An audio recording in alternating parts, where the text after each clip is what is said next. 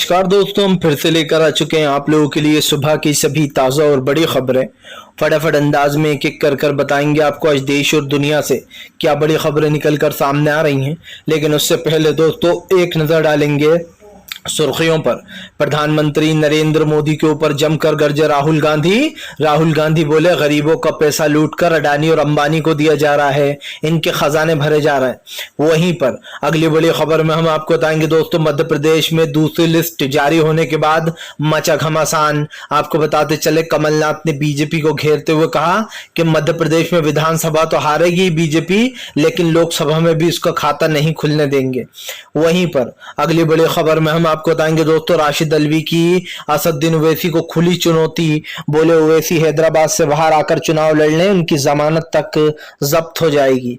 वहीं पर अगली बड़ी खबर में हम आपको बताएंगे दोस्तों, दरअसल आपको बताते चले भारतीय जनता पार्टी के ऊपर जमकर गरजे संजय रावत।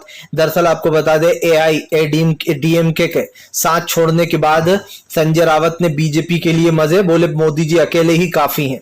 बताएंगे क्यों आखिरकार उन्होंने ऐसा बोला है।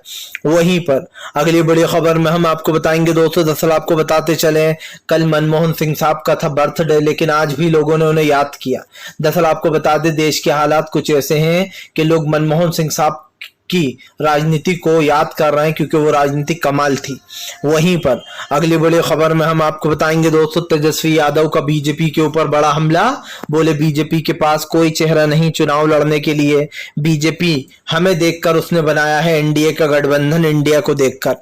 वहीं पर दोस्तों सौरा भास्कर के यहाँ पर हुई बेटी तो अंधभक्तों ने छोटी सी बच्ची को भी नहीं छोड़ा, उसको भी जो है यहाँ पर आपको बताते चले उसके ऊपर भी अजीब और गरीब कमेंट करने लगे बीजेपी के नेता। बताएंगे क्या कुछ बोला है।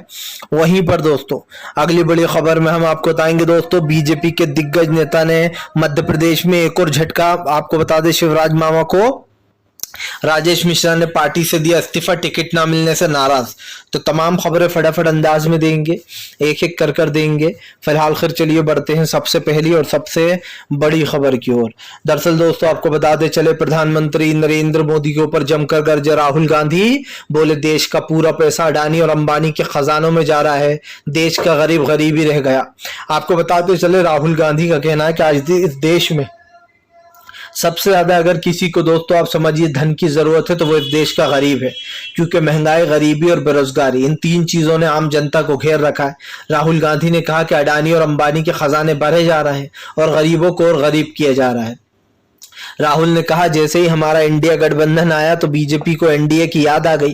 राहुल ने कहा कि इनके हिसाब से इंडिया और भारत अलग अलग हैं, लेकिन हमारे कॉन्स्टिट्यूशन, हमारे संविधान में भी लिखा है कि India that is Bharat, Bharat that is India, यानी कि दोस्तों भारत और इंडिया एक ही है।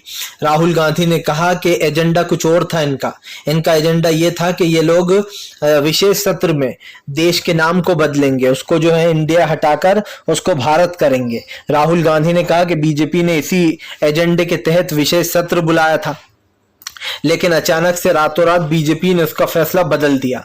जब बीजेपी को दो जाहिर सी बात है दोस्तों नेगेटिव कमेंट मिलने लगे, लोग सवाल उठाने लगे कि अरे ये कैसे लोग हैं इंडिया और भारत पर ही जंग कर रहे हैं बीजेपी वाले, क्योंकि इंडिया हमारी टीम है। सबसे बड़ी उपलब्धि तो यही है कि हमारे खिलाड़ी जो क्रिकेट खेलते हैं उसी टीम का नाम इंडिया है दोस्तों। इसलिए बीजेपी ने रातों रात अपने कदम हटा लिए पीछे, और वो रातों रात दोस्तों एक नया शगुफा ले आई, वो था महिला आरक्षण बिल। इसको लेकर जमकर मोदी सरकार को घेर लिया राहुल ने कहा कि सब लोग जानते हैं ये बिल रातों रात आया है और इसको बिना किसी उसके पेश कर दिया गया दोस्तों। ना इसमें दलितों का नाम है, ना आदिवासियों का नाम है, ना ओबीसी का नाम है। इसको लेकर राहुल गांधी ने जमकर बीजेपी को लपेटे में लिया। उन्होंने कहा कि बीजेपी जो भी करती है वो सोची समझी रणनीति के तहत करती है, और उसका एजेंडा वही था दोस्तों देश का नाम बदलना विशेष सत्र का।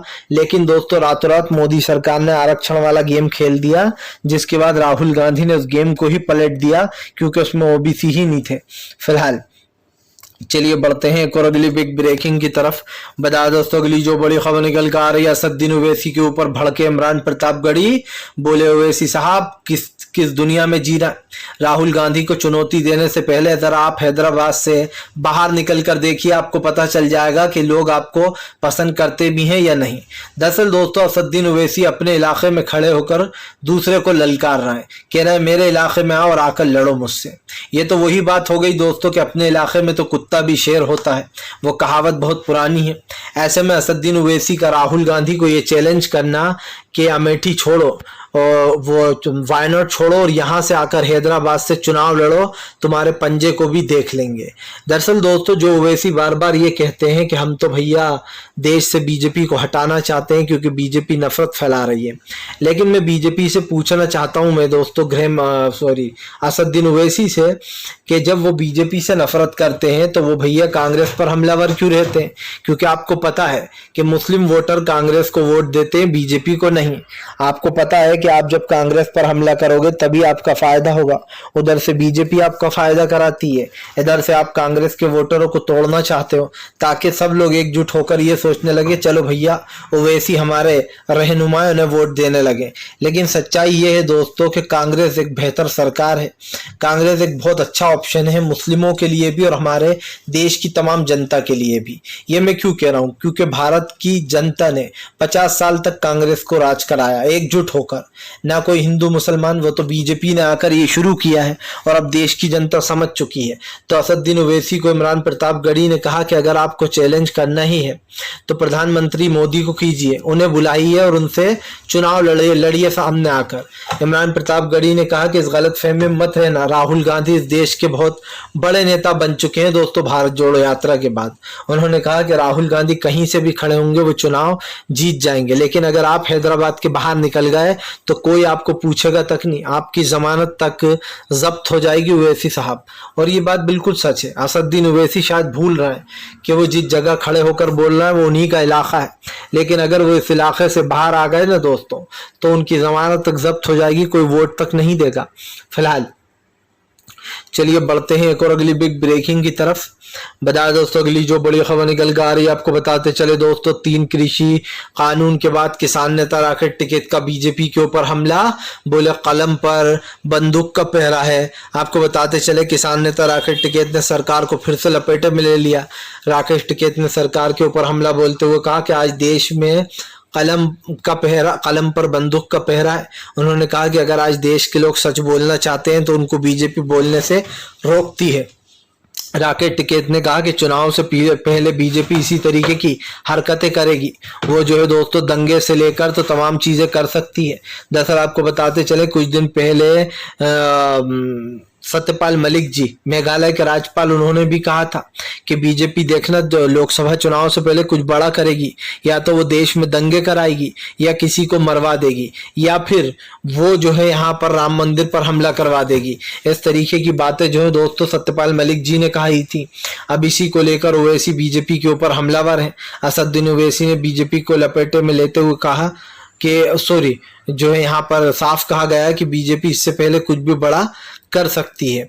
और इस चीज को दोस्तों विपक्ष हो या तमाम वो नेता, उन्हें पता है। राकेश टिकैत ने बिल्कुल सही बात की है कि बीजेपी दोस्तों चुनाव से पहले कोई बड़ा एजेंडा तय कर रही है, लेकिन हमारे देश की जनता भी दोस्तों मूर्ख नहीं है। जनता को पता है किसका साथ देना है, किसका साथ नहीं देना है, कब क्या करना है, कब क्या नहीं करना है। भारतीय जनता पार्टी चाहे कुछ भी करती रहे, लेकिन इस देश की राजनीति दोस्तों जनता देख रही है, उसे पता है कब क्या उनका डिसीजन लेना है। और इस देश की जनता ही मोदी सरकार को सत्ता से बाहर करने का काम करेगी, क्योंकि राकेश टिकैत की बात गलत नहीं है दोस्तों कि इस देश का किसान मजदूर सब लोग एकजुट है। फिलहाल चलिए बढ़ते हैं एक और अगली बिग ब्रेकिंग की तरफ। बता दोस्तों अगली जो बड़ी खबर निकल कर आ रही है आपको बताते चले दोस्तों, प्रधानमंत्री नरेंद्र मोदी के ऊपर जमकर गरजे संजय रावत। संजय रावत ने बीजेपी को लिया लपेटे में। दरअसल आपको बताते चले संजय रावत ने प्रधानमंत्री नरेंद्र मोदी को चैलेंज किया है। उन्होंने कहा कि फिलहाल प्रधानमंत्री नरेंद्र मोदी को किसी की जरूरत नहीं है, वो तो अकेले ही काफी हैं। दरअसल दोस्तों संजय रावत ने यहाँ इसलिए मजे लिए हैं कि बीजेपी से अभी हाल ही में AIADMK ने गठबंधन तोड़ दिया है। अब AIADMK के साथ छोड़ने के बाद प्रधानमंत्री अकेले पड़ गए हैं। आपको बता दें संजय रावत ने कहा कि जब तक बीजेपी के साथ एनडीए और सॉरी बीजेपी के साथ जब तक अकाली दल और शिवसेना थी तब तक ही बीजेपी का एनडीए था। लेकिन अब प्रधानमंत्री को हमारा इंडिया गठबंधन देखने के बाद याद आई कि हमें भी एनडीए को जिंदा करना चाहिए, तो प्रधानमंत्री ने उस एनडीए को जिंदा किया। आपको बताते चले वो यहीं नहीं रुके, उन्होंने कहा कि मैं लिखकर दे देता हूं इस गठबंधन को, ये गठबंधन हार जाएगा इंडिया के आगे। संजय रावत ने कहा कि इस गठबंधन का कोई मतलब नहीं है, क्योंकि इस गठबंधन को एनडीए नाम से लोग तभी जानते थे जब तक इसमें शिवसेना और अकाली दल था, लेकिन शिवसेना और अकाली दल के साथ छोड़ने के बाद एनडीए नहीं रह गया है। दरअसल दोस्तों जाहिर सी बात है, प्रधानमंत्री ने एनडीए तो बना लिया, लेकिन उसमें बड़ी बड़ी पार्टियां कोई है ही नहीं। तमाम बड़ी पार्टियां, जितने भी लोग जिनको पहचानते हैं या फिर जिनको वोट मिलेंगे दोस्तों, वो सारे तो कांग्रेस के साथ है। इसका मतलब क्या है, साफ साफ दिखाई दे रहा है 2024 का रिजल्ट क्लियर कि एनडीए जीतता हुआ नजर आ रहा है और एनडीए में भगदड़ मचेगी। और यही कारण है जो कहीं ना कहीं इंडिया वर्सेस एनडीए हो रखा है। लेकिन हमें एक चीज तो नॉलेज पूरी है दोस्तों कि इस बार इंडिया के सामने बीजेपी टिक ही नहीं पाएगी, क्योंकि उसने लगभग दोस्तों आप समझिए लोगों का विश्वास तोड़ा है। और ये कई बार हुआ, ये ऐसा नहीं है कि पहली बार प्रधानमंत्री ने करा है। आपको जनता ने 5 साल दिया, आपने उनको धोखा दिया। जनता ने आपको फिर अगले 5 साल के लिए चुन लिया, आपने ये वादा किया कि आप जनता के लिए काम करोगे, लेकिन हुआ क्या दोस्तों, कोई काम नहीं किया गया। और ये मैं दावे से बोल सकता हूं कि भारतीय जनता पार्टी दोस्तों विकास का नारा लगाती है, उसके बल पर ही वोट मांगती है और वही काम नहीं करती है वो जिसकी वजह से उसे वोट मिले हैं। तो क्या दोस्तों ये कहना गलत नहीं होगा कि बीजेपी सिर्फ राजनीति के लिए वादे करती है। आज जो हमारे देश में हो रहा है उसको लेकर कहीं ना कहीं प्रधानमंत्री से लेकर तो बीजेपी के ऊपर जो है यहाँ पर लोग गरजे हुए हैं। लेकिन मुझे एक चीज का सामना दोस्तों कि प्रधानमंत्री नरेंद्र मोदी फंस चुके हैं। अब जनता जो है वो उनसे बदला लेगी और खास करके 2024 में सत्ता से बाहर कर देगी। उस वक्त दोस्तों बीजेपी के पास कोई और रास्ता रह नहीं जाएगा चुनाव हारने के अलावा, क्योंकि जाहिर सी बात है इस देश की जनता एक चीज तो जान चुकी है कि भारतीय जनता पार्टी दोस्तों महंगाई, गरीबी और बेरोजगारी जैसे मुद्दे से भागने का काम कर रही है। हमारे देश की जनता जो है दोस्तों वो कहीं ना कहीं अच्छे से बीजेपी को भाप चुकी है। फिलहाल चलिए बढ़ते हैं एक और अगली बिग ब्रेकिंग की तरफ। बता दोस्तों अगली जो बड़ी खबर निकल कर आ रही है, तेजस्वी यादव का बीजेपी के ऊपर हमला। तेजस्वी यादव बोले बीजेपी का कोई वजूद नहीं, बीजेपी को तमाम दल जितने हैं वो एक एक कर छोड़ना है। दरअसल आपको बताते चले तेजस्वी यादव ने कहा कि इतने दिन से तो बीजेपी सो रही थी, उसको किसी एनडीए की याद नहीं आ रही थी, लेकिन जैसे ही हमारा इंडिया गठबंधन बना तो बीजेपी को एनडीए की याद आ गई। तेजस्वी यादव ने कहा कि इस एनडीए गठबंधन में कोई भी नहीं है बीजेपी के साथ, एक एक कर तमाम लोग वैसे भी पार्टियां छोड़ना है। तेजस्वी यादव ने कहा कि जहां पर भी बीजेपी की सरकारें थोड़ी बहुत चल रही हैं वो भी बीजेपी ने गिरा कर बनाएंगे, एक एक कर बीजेपी का सबने साथ छोड़ दिया है। आपको बता दें तेजस्वी यादव ने कहा कि जब हम वोट मांगने निकले तो हमने जनता से सिर्फ एक ही बात कही थी कि वो लोग जो है यहाँ पर हमें वोट दें, इंडिया गठबंधन को वोट दें। उन्होंने कहा कि उसी दिन से जनता हमारे साथ है। यही नहीं दोस्तों, आप 2024 के चुनाव से पहले ही प्रधानमंत्री को एक तरीके से वो मिल जाएगा दोस्तों, प्रधानमंत्री को नोटिस कि भैया अब देश छोड़ना ही है आपको। क्यों मिल जाएगा नोटिस? क्योंकि ये जनता का नोटिस है दोस्तों, जनता देने के लिए बेकरार है। जिस दिन लोकसभा के वोट डलेंगे उस दिन प्रधानमंत्री सत्ता से बाहर हो लेंगे। इस देश के इतने बेहतरीन सीएम दोस्तों, पीएम, इस देश के प्राइम मिनिस्टर, पूर्व प्राइम मिनिस्टर मनमोहन सिंह साहब के काम लोग आज भी याद करते हैं, आज भी लोग उनको याद करते हैं और कई लोग तो रो भी देते हैं कि मनमोहन सिंह साहब का कार्यकाल बहुत ही बेहतरीन था। आज दोस्तों उनसे जो है यहाँ पर हिलते तक नहीं बनता है, लेकिन मनमोहन सिंह साहब के काम जो है वो लोगों को आज हमेशा याद रहेंगे। उन्होंने जो देश के लिए किया और जो शायद कोई नहीं कर पाएगा दोस्तों, क्योंकि देश की अर्थव्यवस्था सुधारने में मनमोहन सिंह साहब का कोई हाथ रोक नहीं सकता था, वो इतने पढ़े लिखे थे। फिलहाल चलिए बढ़ते हैं एक और अगली बिग ब्रेकिंग की तरफ।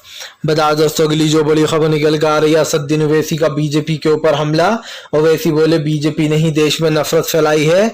दानिश अली से लेकर तो ओवैसी ने बीजेपी के निकाले सारे कट्टे चिट्ठे। दरअसल आपको बताते चले दोस्तों, बीजेपी के ऊपर आरोप लगते रहे कि वो देश में महंगाई, गरीबी और बेरोजगारी इन मुद्दों से भटकाने के लिए विपक्ष को घेरती है। लेकिन अब एक चीज साफ हो चुकी है दोस्तों कि तमाम विपक्ष बीजेपी के ऊपर हमलावर हो गया है और उसने जो है यहाँ पर बीजेपी को घेर लिया है। लेकिन आने वाले समय में दोस्तों भारतीय जनता पार्टी को इसका सामना करना पड़ सकता है। हमारे देश में महंगाई, गरीबी और बेरोजगारी जैसे मुद्दों ने जगह घेर रखी है। लेकिन एक चीज तो साफ है कि आज देश में दोस्तों भाईचारा, प्यार, मोहब्बत, इन तमाम चीजों को खत्म किया जा रहा है और इसको खत्म करने वाली कोई और नहीं दोस्तों, खुद बीजेपी की सरकार है। लेकिन आने वाले समय में प्रधानमंत्री को झटका तो लगेगा ही, क्योंकि इस देश में दोस्तों आज जो हो रहा है वो नहीं होना चाहिए था।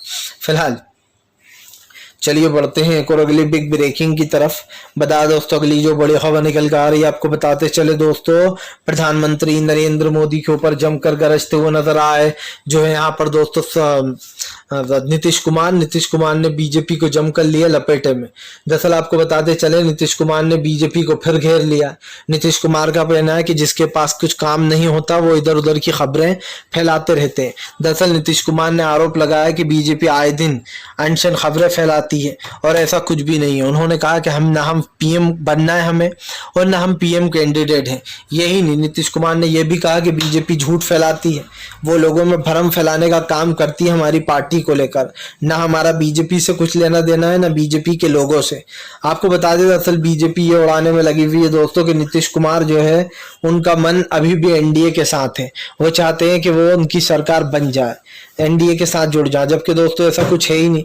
नीतीश कुमार ने बीजेपी को घेरते हुए कहा कि बीजेपी कुछ भी बोलती है और ये जाहिर सी बात है दोस्तों, इस वक्त कहीं ना कहीं बीजेपी को ये पता है दोस्तों कि वो देश में क्या कर रही है। इस देश की जनता बीजेपी से परेशान आ चुकी है, क्योंकि 10 साल दोस्तों कम नहीं होते। आप समझिए 10 साल मिले मोदी सरकार को, लेकिन उन 10 सालों में देश का क्या हाल हुआ है ये सबने देखा है। और इस बात को दोस्तों कोई नहीं झुठला सकता है कि फिलहाल देश की अर्थव्यवस्था कितनी खतरनाक है। तो कहीं ना कहीं आज हमारे देश की जो संपत्तियां हैं वो धीरे धीरे कर बेची जा रही हैं फिलहाल। तो चलिए दोस्तों बढ़ते हैं फिलहाल एक और अगली बिग ब्रेकिंग की तरफ। बता दोस्तों अगली जो बड़ी खबर निकल कर आ रही है आपको बताते चले दोस्तों, प्रधानमंत्री नरेंद्र मोदी और तमाम बीजेपी के ऊपर गरजे कमलनाथ ने बीजेपी को किया चैलेंज। दरअसल आपको बताते चले दोस्तों, पूर्व मध्य प्रदेश के सीएम कमलनाथ जी ने बीजेपी को घेर लिया। कमलनाथ का कहना है कि फिलहाल आने वाले समय में बीजेपी की जमानत भी जब्त होने वाली है। दरअसल आपको बताते चले मध्य प्रदेश में दोस्तों बहुत जल्दी चुनाव होने वाले हैं, जिसको लेकर कमलनाथ ने मामा शिवराज को घेर लिया। कमलनाथ जी ने बीजेपी के ऊपर हमला बोलते हुए कहा कि वो दिन दूर नहीं है जब बीजेपी विधानसभा चुनाव तो हारेगी ही, लेकिन उसके बाद जो लोकसभा के चुनाव होंगे अब की बार वो उसमें भी हारेगी। आपको बताते चले दोस्तों, कमलनाथ ने मध्य प्रदेश में बीजेपी के करप्शन वाली फाइल निकाल ली है। उनका कहना है मुझे सब पता है किसने कब कहां कितना घोटाला किया है। दरअसल दोस्तों यहाँ पर आरोप साफ है कि बीजेपी में जितने भी लोग हैं उन लोगों के ऊपर सवाल खड़े हो रहा है। और अब एक चीज का हमने अनुमान भी लगा लिया कि भारतीय जनता पार्टी से लेकर दोस्तों बीजेपी के नेता तक हर कोई जो है यहाँ पर पूरी तरीके से फ्लॉप हो चुका है, क्योंकि हमारे देश की राजनीति अब पल पल बदल रही है दोस्तों। और इस राजनीति के बदलने का मतलब भी आप समझ लीजिए कि बीजेपी की टेंशन बढ़ने वाली है। फिलहाल चलिए बढ़ते हैं एक और अगली बिग ब्रेकिंग की तरफ। बता दोस्तों अगली जो बड़ी खबर निकल कर आ रही है, एक्टर सौरभ भास्कर के यहाँ पर हुई बिटिया दोस्तों, तो बीजेपी की नेता ने किया अजीब और गरीब बयान, लोग भड़के। दरअसल दोस्तों हमारे देश में नफरत इतनी फैल चुकी है कि आजकल लोग छोटे बच्चों को भी नहीं छोड़ते हैं। आपको बताते चले दोस्तों, सौरभ भास्कर ने एक मुस्लिम व्यक्ति सांसद से शादी की है, जिसके बाद बीजेपी के नेता अंधभक्त और जो सौरभ भास्कर से चिढ़ते हैं वो लोगों ने उनको ट्रोल किया था। आपको याद होगा शादी से ही ट्रोल कर रहा है। यही नहीं दोस्तों, सौरभ भास्कर एनआरसी में शामिल हुई, उन्होंने हमेशा सरकार का विरोध किया, इसीलिए वो लोग उससे जलते हैं। अब उन्होंने उनके घर पर बेटी ने जन्म लिया है, तो उन्होंने जो यहाँ पर अपनी कुछ फोटो शेयर की। तो बीजेपी के एक नेता है दोस्तों, उसने अजीब और गरीब बयान लिखा, जिसके बाद जो यहाँ पर लोग भड़क गए और उन्होंने कहा कि ये कैसी वो है ना लड़की। दरअसल आपको बताते चले दोस्तों, उस लड़की ने कुछ ऐसा कमेंट किया जिसके बाद लोग बहुत ज्यादा भड़क गए। और इसलिए भड़क गए दोस्तों क्योंकि सौरभ भास्कर की 6 साल की बच्ची है, और 6 महीने की बच्ची है, 6 महीने में बच्ची हो गई उनके यहाँ पर। आपको बता दें बीजेपी की एक नेता ने लिखा कि फिलहाल मार्च में निकाह, सितंबर में बच्चा, 6 महीने में बच्चे पैदा हो रहे हैं और कितने अच्छे दिन चाहिए। अब आप समझ लीजिए दोस्तों, ये बीजेपी की नेता है राना, इसने ये ट्वीट